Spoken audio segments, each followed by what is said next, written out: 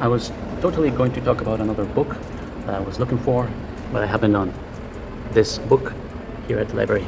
So this was not planned, but let's give it a look. So as you can see, this book is called Magic from the 1400s to 1950s. So this is going to be related to the magician card. And what do we see? Alan Moore here, perhaps? Alan Moore. Okay, so let's take out the magician card from my bundle, from my magical pouch. So, and we're talking about magic. We're talking about this kind of illusionism. So we're talking about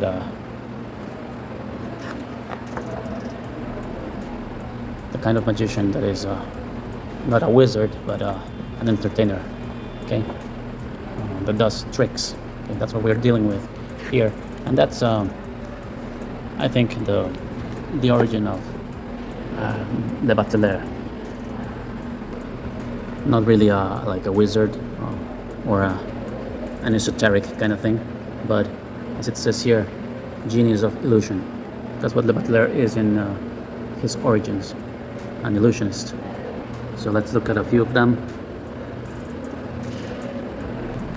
It says here in the book that the magicians many times wanted to create as a part of a marketing idea.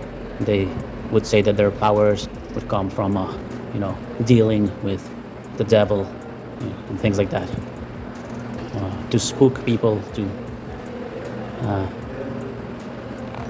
have people in awe of their skills. How did they do it? It says here in the intro, to please and to fool the sight. So this is a sleight of hand, right? It's being fast with your hand. You can cheat on the sight. So that's another concept we can associate with el.bateleur. So this book, what is a history of different entertainers and magicians throughout history. For instance, here is Houdini, who in the early 20th century would have people bind him with chains and place him in a container underwater, and he would escape. So he was a famous escapist.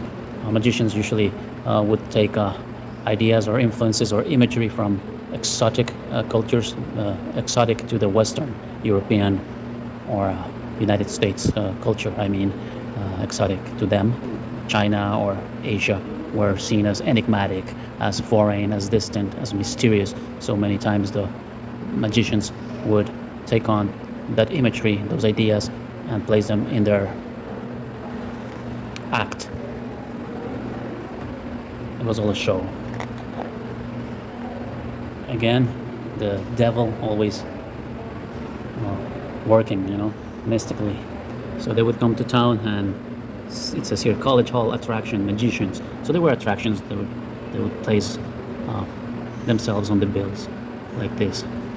They would advertise themselves on the newspapers of the time, ever associating themselves with mysterious, dangerous, exciting ideas like necromancy and the black art, the fatal book open. So this was a way to attract people, this mystery. So for us, this is a backlash that we suffer, a bad reputation for the tarot nowadays that we have to deal with, as being associated with these kind of black arts, and people are scared of the tarot. That's something I find constantly, is that people are scared.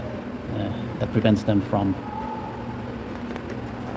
getting their tarot reading because they think something bad is going to happen, or it has an evil association with them because of the conjurer and all these symbols. And you see the devil here again is always associated with the act of the magician. As we see here, there were tickets to the exhibition. It says admit one lady. These are their tickets. So these were shows. This lady here, maybe from the 19th century, she could put her hand on fire and would not get burned. That's her act. Here we see a print from the 19th century, from the 1860s, and it says that here's the the magician dresses up Pierrot, which was a costume like this, and the people watching in a fair. And the fair would be musicians, diviners, all sorts of attractions. So that's the that's the that's the mood here. That's the ambience. Fireworks, phantasmagoria. This is from 1833. Look at this guy. He comes from India, or says he comes from India, from circa 1819. He was doing some levitation and other really astonishing things. So they were part inventors because they had to devise their tricks. They were a little bit of chemists, a little bit of smart guys, a little bit of actors, performers, a little bit of musicians, a little bit of sweet-tongued persons, really witty, right? Endearing, and look, always here, the devil. So let's take out the devil card also, too, because it seems that it's a companion to the bateleur in history. Yeah, we have the devil as a figure that it's associated with the historical magician. This magician would supposedly have a deal or has powers that, or works with this, because the devil is the one that gives him the power to, levitate or do all those astonishing things. But in reality, it's just a trick, right? But the devil in this case is a merchandising gimmick. Okay, that is one concept that we can associate with the devil card, a marketing gimmick, something that is untrue. It's just something to spook you.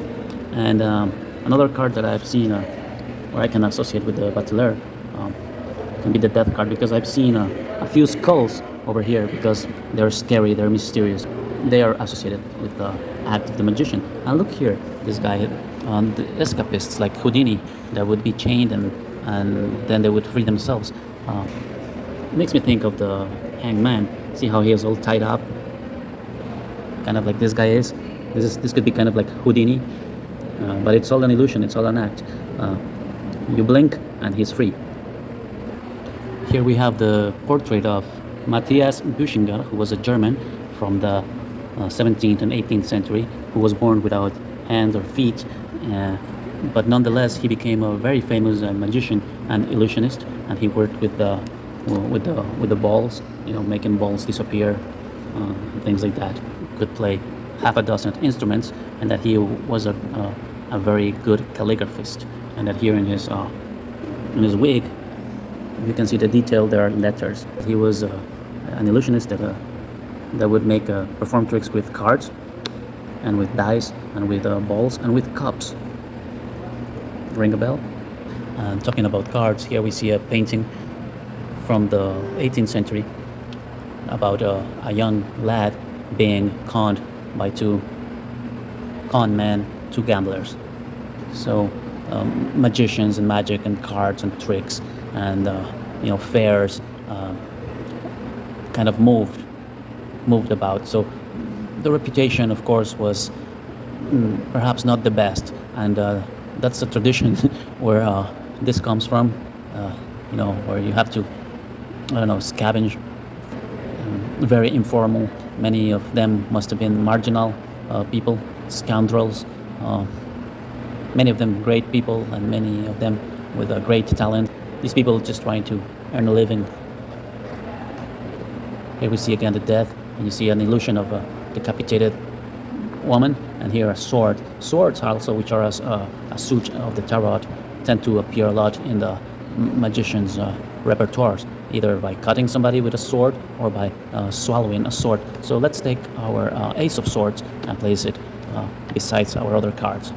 And voila, here it is, the sword, essential in the repertoire of the bateleur. See the skull here? So that's why we had the death card also. Sword, the bateleur, the devil, the hangman, all associated with the idea of magic. And again, here it says Hindu magic, like coming from by then or to them strange and mysterious and exotic place. Of course, the Hindu or the Asian was not exotic to the Asians. Again, so here we have another chapter that says here, playing with life and death is the essence of illusion. So life and death, that it's supposed to be something risky, right? Houdini, he could die. Houdini could drown if he doesn't free himself, right? It's exciting. It's supposed to be exciting because it's a show. It's for the people. It's in the benefit of the person watching. How is this going to resolve? So to bring it to today's tarot, the reading needs to be exciting for our querent, right? Tarot needs to be truthful to that to that history also that it has. When we read the cards, it's like telling a story that needs to be exciting. There needs to be a challenge that you can overcome. It can't be something boring and dull. Here we see a famous artifact that was called the automaton, which was a dummy, a robot that played chess, supposedly on its own. But here we see how it worked. There was somebody inside this box, hidden from the view of the public, and the person would make the automaton work with, and the person themselves would move the hand and move the chess pieces. And see, we have this chessboard here that appears in other tarots. There's a checkered floor. I've seen it in tarot cards. In the el.bateleur tarot cards, I've seen a card with this pattern. More imagery about mysticism, wonder, the tragical history of life and death of Dr. Faustus. That's a person that, a magician, see here, who summons the devil. Again, deals with these entities. The magic of Dr. Faustus. Prestidigitation, which means presto means fast, right? And digitation means hands or fingers. So fast fingers is an illusion. And he was a kind of an inventor, and he made this little dummy who was an acrobat. And Robert Houdin, maybe Harry Houdini was his son, or he took the name from them, you know, to maybe steal a little bit of the name's fame. There, swallowing a sword. Here, playing with the cups and the balls. Charming snakes with music. Here, he places the assistant, the lady inside the box, and then stabs with the sword. That's why we're relating it to the Ace of Swords. Classic. Then I suppose he opens the case and she's fine. A photograph of somebody doing a trick with a sword. Here we have this magician with the magic stick or magic wand. You know, wands as in the suit in the tarot also. Here, a photograph from the late 19th century, 1890s, or maybe 1905. A tap with the magic wand, and flowers would spring.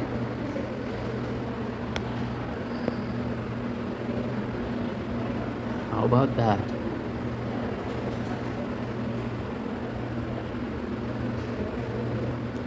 It says Enigma Scientifique, so it's a scientific enigma. You know, they were in the late 19th century. There were inventions like you know, the light bulb, or the telegraph, or the steam engine. So these things became popular, and those gadgets, those scientific or technological or industrial advancements were used also for entertainment. And like I said before, many of these bateleurs were very ingenious, very inventors. So that's a concept we can associate with the bateleur, right?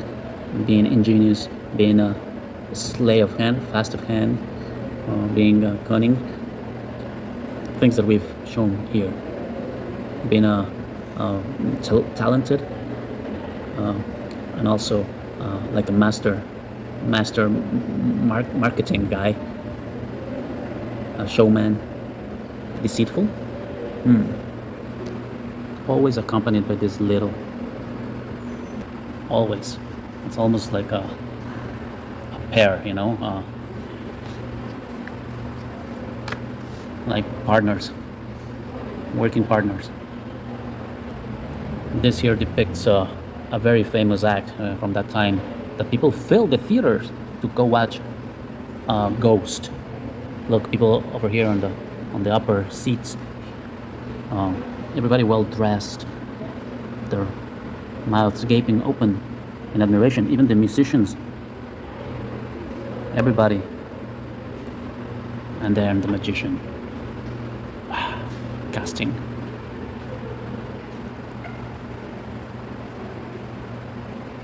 Look at this guy. So all of this totally has to do more with illusionism and tricks, tricksters, and magic tricks more than the esoteric tarot. The bateleur is more down to earth like that. It's much more mundane. It's much more showbiz, more like a professional entertainer, a traveling man, than that mystic sage from the Rider-Waite tarot. As above, so below, and all that, which is fine. But these origins are much more mundane and are based in actual history. Here we see again about Harry Houdini, buried alive, bound, and still manages to escape. Free. Free. Again, danger. Always the working of the devil. Always death. Life and death. Dangerous. Illusions. They're well dressed because they're putting on a show for an audience. They're professionals. Madame Modena Heller. Gordon, the master magician. Reading minds, maybe? How can she know what the numbers are if she can't see? Divination. How could she possibly know? He has this 5 of whatever it is, clubs. Divination, telepathy. Is it just a show or is it for real? Cards.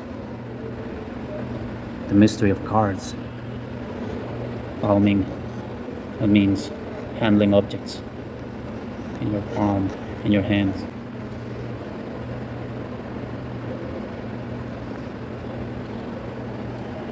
There's a queen there. That's a jack. Or a king.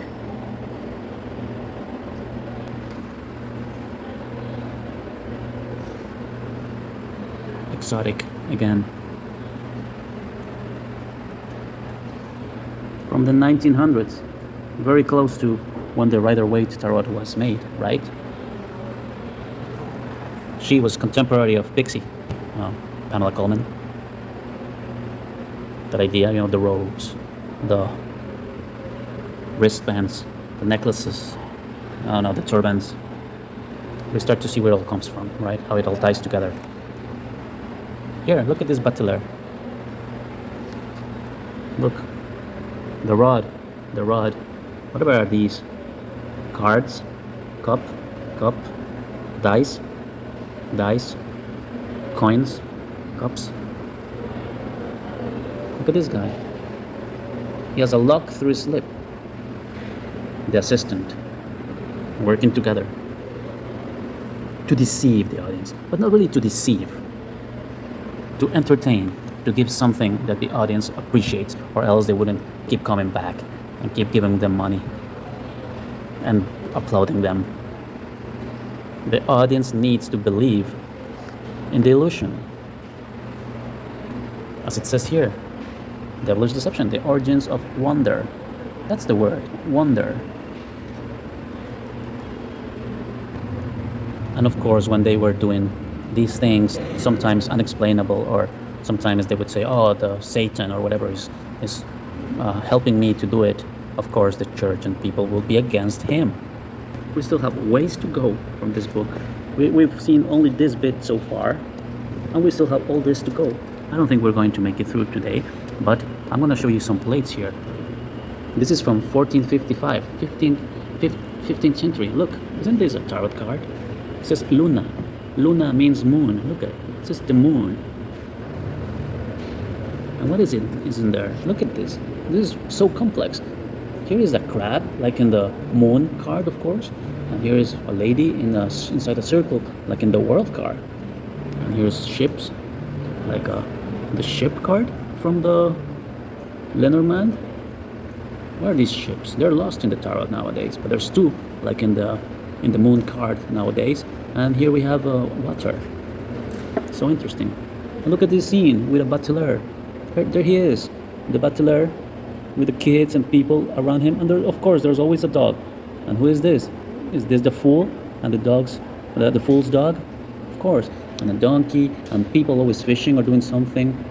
This type of print or of image is very popular. I've seen it elsewhere. Not this very same one, but prints with these elements. The bateleur, a fool or wandering, traveling person with a dog, people around, and other people doing chores like fishing, and the village in the medieval. This is from the medieval period, or early modern period. It says here 1480, 15th century. Here we go again. There's the bateleur performing tricks. There's the people fishing. A little bird, like in the star card, right? You know, there's a bird on a tree. There it is. There's a person on the donkey, or with the donkey. We haven't seen this in the tarot. But what about this? We've seen this somewhere. Maybe in the world card, this like glyph or whatever this is called. And look at this. The astrological or astronomical things. The ox, the crab, the bear, the goat. Those are the constellations. The moon, the wheel of fortune. Look at that. Isn't this amazing? A friar. Where is the fool? I don't see the fool here. Maybe this guy. No. Where's the dog? I don't see the dog here. No. He went somewhere. So, it says here, magician or shaman. Okay, this illustration here is from 1404. So this is from the early 15th century, almost 14th century. So this one is even older than those ones. So these illustrations, see how they are separated here? They are together here. The moon and the village scene. The moon and the village scene. So this is almost from the 1300s. Almost. The person that drew this or painted this was alive in the 1300s. Had a 1300 mindset, because this is from the 1404. This person drew this with a mindset from the 1300s, and that's medieval. And right next door, 1480, almost 16th century, 1480, almost 1500s. Again, and this is like a much better achieved piece. And let's look at it. There again, it is. Here's the bateleur. There's the dog. The musicians, even a monkey, somebody on horseback, maybe one of the cavaliers or knights, townspeople, merchants, maybe the guy from the suit of coins, the guy with the donkeys. Here's the wheel of fortune. Oh, so the wheel of fortune is actually a mill. Okay, so see, this that reminds us of the wheel of fortune is a piece of the mill that rotates. So that's what. There it is, the windmill. This is a water mill by the river, where people are swimming and people are fishing, people on canoes. There's the little bird from the star card there, a huntsman or guard. And in the bottom of all, in the middle of the action, is the bateleur performing their tricks and people around being entertained.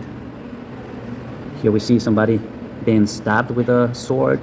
Look at this guy upside down, like in the hangman.